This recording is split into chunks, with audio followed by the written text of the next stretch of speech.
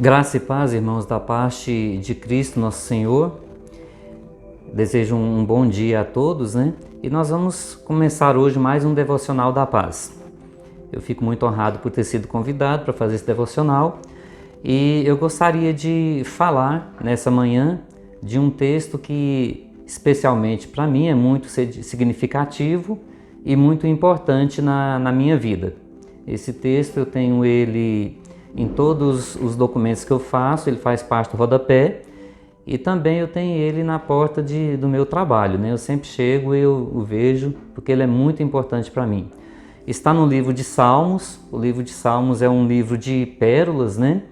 E para mim a pérola mais significativa de Salmos é esse texto, que eu gostaria de compartilhar com todos vocês a minha reflexão sobre ele. Se encontra no livro de Salmos, capítulo 37, versículo 5. Diz assim: entregue o seu caminho ao Senhor, confie nele e ele agirá. Isso está na Nova Versão Internacional. Na Nova Versão Transformadora, ele diz assim: entregue seu caminho ao Senhor, confie nele e ele o ajudará. Esse texto ele me leva à complexidade do maior desafio do ser humano, que é um desafio íntimo e a maior de todas as batalhas do cristão, da pessoa, né? E todas as culturas elas tratam dessa batalha íntima, né? Eu até para fins de ilustrar um dos termos que mais fala dessa batalha, que eu gosto muito, é da cultura indígena. Na cultura indígena fala que dentro de mim existem dois lobos, um bom e o ruim. Ambos disputam o poder sobre nós. E quando me perguntam qual lobo é vencedor, eu respondo: o que eu alimento. Isso é um dito popular, né, e faz parte da cultura indígena. E eu quero lhe dizer que esse salmo ele sintetiza a maior batalha espiritual de todas, que é a minha batalha individual, a sua batalha individual. E é o maior desafio do cristão e de todo ser humano, né? Que é subjugar o ego e exaltar a Cristo. E ao meditar nesse texto, eu não quero tratar de religião, de dogmas, de cultura, nem de ciência e nem de filosofia. Porque para mim o salmista, ele está falando aqui de caráter, de personalidade, de desafio à cultura predominante, especialmente nos nossos dias de hoje, né? Nesses tempos de modernidade, tecnologia e Covid-19. Esse texto, quando ele foi escrito, quando o salmista o escreveu, ele estava em vigor os dias da lei, né? A lei que representava as doutrinas estabelecidas a um povo, que era o povo de Deus, que era escravo, e era escravo não só fisicamente, mas escravo e oprimido espiritualmente. E ele extrapolou para o tempo da graça. Jesus não o citou, mas lá em Mateus, capítulo 11, versículo 28 a 30, o nosso Senhor diz assim: venham a mim todos os que estão cansados e sobrecarregados, e eu lhes darei descanso. Tomem sobre vocês o meu jugo e aprendam de mim, pois sou manso e humilde de coração, e vocês encontrarão descanso para as suas almas, pois o meu jugo é suave e o meu fardo é leve. Então o próprio Jesus faz um convite muito similar a esse que o salmista está afirmando, né? Então vamos meditar no texto propriamente dito. O texto ele começa com um verbo, o verbo entregar. Entregar ele significa dar, passar às mãos de. E nesse caso aqui, o texto ele começa escrito entregue. Então ele está no imperativo afirmativo, que significa dá, confia, põe na posse. Logo depois ele fala da palavra caminho. Caminho, quando a gente pensa metaforicamente lá no Velho Testamento, significa o curso da vida de um homem. O que de um homem, e no nosso contexto atual, né, de uma mulher também. Quais são os planos para a vida, os desafios, os sofrimentos, as provações, as alegrias e etc. Então podemos entender essa primeira frase aqui desse salmo como, bem simplificando, trazendo para esse contexto, dê o curso da sua vida. E aí começa o grande desafio do cristão e do ser humano, né? Dar o curso da vida não é tarefa fácil, muito pelo contrário, é tarefa muito difícil, muito complicada. Lá em Gálatas, Paulo, entendendo isso muito bem, ele fala em Gálatas capítulo 5, versículos 17 a 20. Aliás, perdão, é do 17 mesmo. Gálatas 17 a 20. Pois a carne deseja o que é contrário ao espírito, e o espírito o que é contrário à carne. Elas estão em conflito um com o outro, de modo que vocês não fazem o que desejam. Mas se vocês são guiados pelo Espírito, não estão debaixo da lei. Ora, as obras da carne são manifestas: imoralidade sexual, impureza, libertinagem, idolatria, feitiçaria, ódio, discórdia, ciúmes, ira, egoísmo, dissensões, facções, inveja, embriaguez, orgias e coisas semelhantes.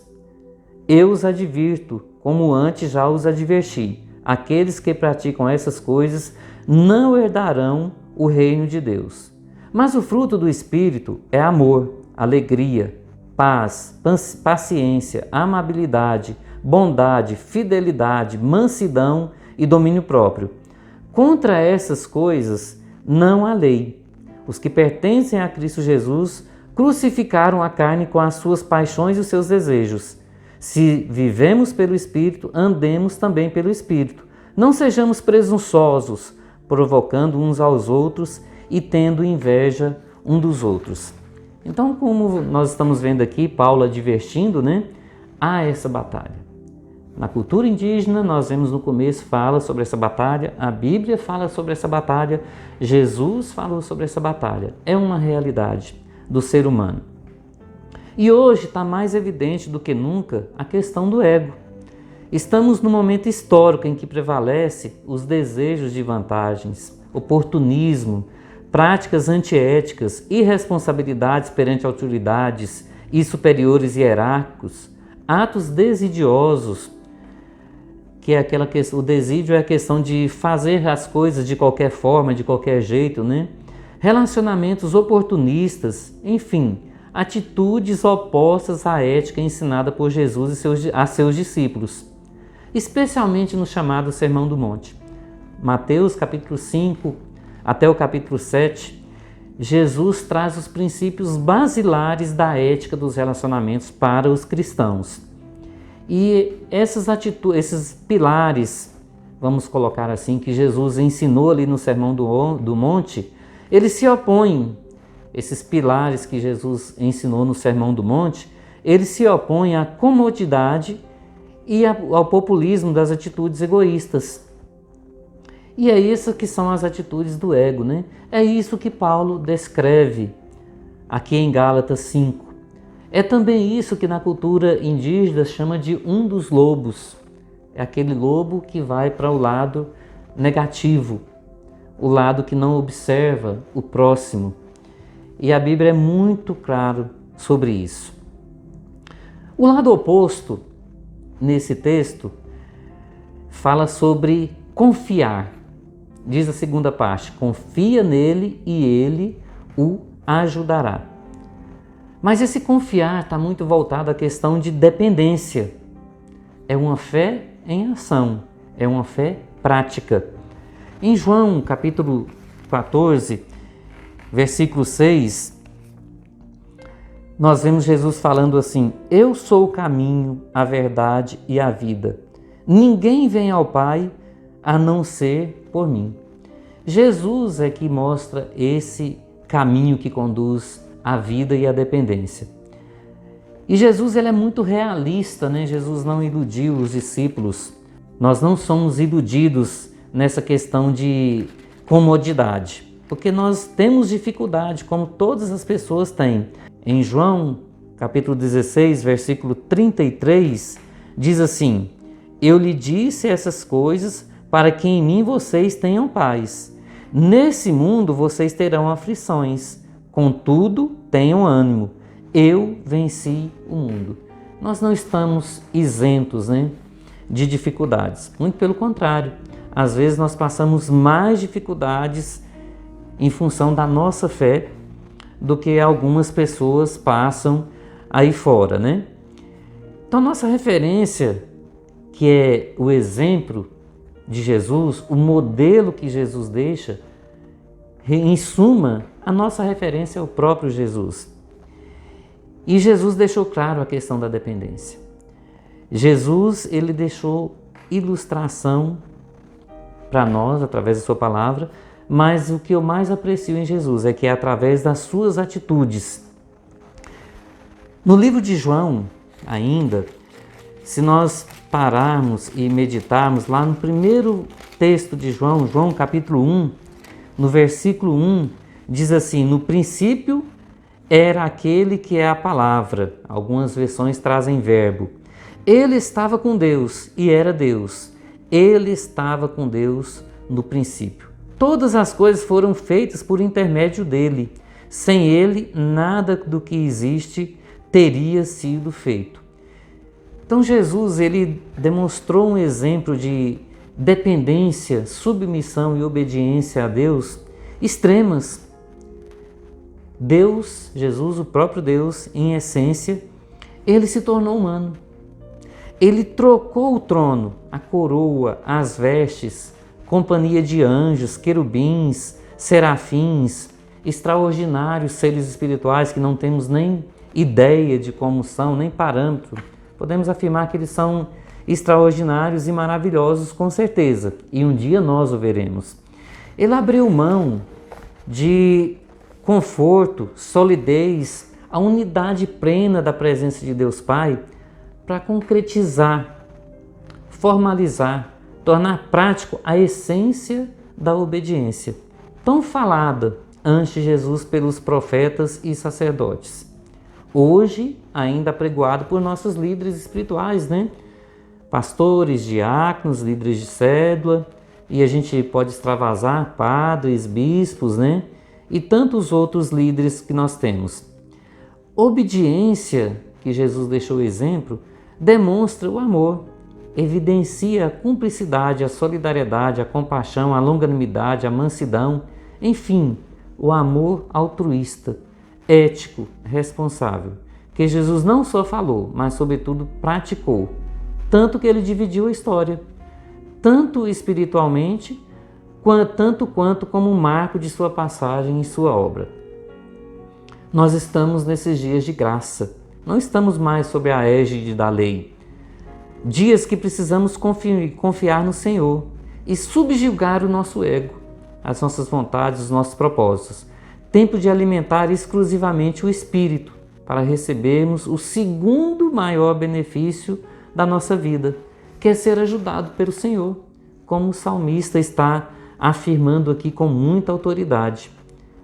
E eu não poderia deixar de esquivar de falar sobre esse segundo maior benefício. O segundo maior benefício é ser ajudado. Mas tem o primeiro benefício. E qual seria o primeiro benefício? A palavra de Deus fala lá em Romanos 10, nos versículos 9 e 10, se você confessar com a sua boca que Jesus é o Senhor e crer em seu coração que Deus o ressuscitou dentre os mortos, será salvo. Pois com o coração se crê para a justiça e com a boca se confessa para a salvação. Então, o mais importante do que receber a ajuda de Deus, mais importante é a salvação. A você, meu irmão, que já tem garantido a sua salvação, você que já tem esse selo, essa certeza e convicção, quero alertá-lo para combater o ego e alimentar o espírito e refrigerar a sua alma no Senhor, pois nós o veremos face a face. Mas você que está ouvindo essa reflexão e ainda não tomou em sua vida a decisão de entregar seu caminho ao Senhor, também o desafio com a seguinte pergunta: você aceita Jesus como seu Senhor? Como seu Salvador? E eu peço, por favor, que você responda sim. Se essa pergunta tocou no seu coração, na sua mente, e viva a verdade que a palavra de Deus nos ensina, que está em 2 Coríntios 5,17. Pelo que, se alguém está em Cristo, nova criatura é. As coisas velhas já passaram, eis que tudo se fez novo. Então escolha, meu irmão, meu amigo, experimentar o eis que tudo se fez novo, tendo garantido esses dois benefícios, a salvação e a ajuda de Deus. Entrega seu caminho ao Senhor, confia nele e ele o ajudará. É muito bom ser ajudado por Deus. É um conforto muito grande, né? E para ilustrar essa questão, eu gostaria de ler ainda em João, capítulo 5, versículo de 1 a 7, diz assim: depois disso havia uma festa entre os judeus e Jesus subiu a Jerusalém. Ora, em Jerusalém, à próxima porta das ovelhas, um tanque, chamado em hebreu de Betesda, o qual tem 5 alpendres. Nesse jazia multidão de enfermos, cegos, mancos e ressecados, esperando o movimento das águas. Porquanto um anjo descia em certo tempo ao tanque e agitava a água. E o primeiro que ali descia, depois do movimento da água, sarava de qualquer enfermidade que estivesse. E estava ali um homem que havia 38 anos se achava enfermo. E o vendo Jesus deitado e sabendo que estava nesse estado há muito tempo, disse-lhe: queres ficar são? O enfermo respondeu: Senhor, não tenho homem algum que quando a água é agitada me ponha no tanque, mas quando eu vou, desce outro antes de mim. Jesus disse: levanta-te, toma o teu leito e anda. Logo aquele homem ficou são, e tomou o seu leito e andava, e aquele dia era sábado. Você percebe o que acontece aqui? Você consegue imaginar a situação? Jesus chega, vê aquele moço que estava ali há 28 anos, enfermo. E é engraçado que o texto ele diz uma coisa assim, ele diz que o anjo descia de certo tempo ao tanque. A gente não sabe se esse tempo é uma semana ou mês, se ele descia semanalmente, mensalmente, trimestralmente, anualmente. A gente não sabe. Mas eu gosto de pensar nesse texto como sendo semanalmente. Você já conseguiu imaginar quantos milhares de pessoas aquele homem viu ser curado? Você imagina o drama desse homem ver os outros serem ajudados e ele ser ignorado e não ter ajuda? Talvez até questão de preconceito, talvez questão cultural, mas com certeza aquele homem ele era visto ali, ele era ignorado. E de repente chega Jesus e começa a conversar com aquele homem, tem um diálogo com aquele homem, fica sabendo da história desse homem que estava ali. E Jesus faz uma pergunta para ele: você quer ser curado? E ele começa de novo a reclamar, e Jesus dá a ordem, né? Levanta-te, toma o teu leito e anda. E aquele homem levantou. Ele tomou o leito e ele andou. Ele foi ajudado por Deus. Ele confiou em Deus. E esse é o nosso grande desafio. Esse é o desafio que eu vejo e a lição que eu vejo nesse salmo. Entregue o seu caminho ao Senhor. Supere tudo. Entregue o seu caminho ao Senhor. Confie nele e ele o ajudará. Independente das circunstâncias, independente de situações, a palavra é clara. Ele o ajudará. E aqui nós vemos um exemplo na Bíblia, um fato ocorrido com Jesus, em que esse salmo tomou forma através de ação, de atitude, de prática. E Deus quer fazer isso hoje ainda. Deus se propõe a fazer isso comigo, com você, e por isso esse salmo eu vejo ele com tanto significado para a minha vida. E eu o leio diariamente, eu o vejo diariamente. Toda vez que eu leio um documento, que eu faço um documento, ou que eu chego no meu trabalho, ele está ali para me lembrar dessas verdades. E eu peço por isso. Que Deus o abençoe, que complete essa palavra no seu coração, no seu espírito, que você sinta-se reconfortado e louve a Deus pelas suas verdades e pelas suas revelações. Vamos orar? Senhor, eu te agradeço, porque o Senhor revela a nós a tua vontade, porque o Senhor requer de nós uma entrega, o Senhor requer de nós confiar as nossas vidas a ti. E a complementação é muito óbvio, além da salvação, é a sua ajuda, que nós possamos confiar em ti integralmente e subjugar o nosso ego e fazer a tua vontade. Nós pedimos em nome de Jesus. Eu agradeço, muito obrigado. Tenham todos um bom dia.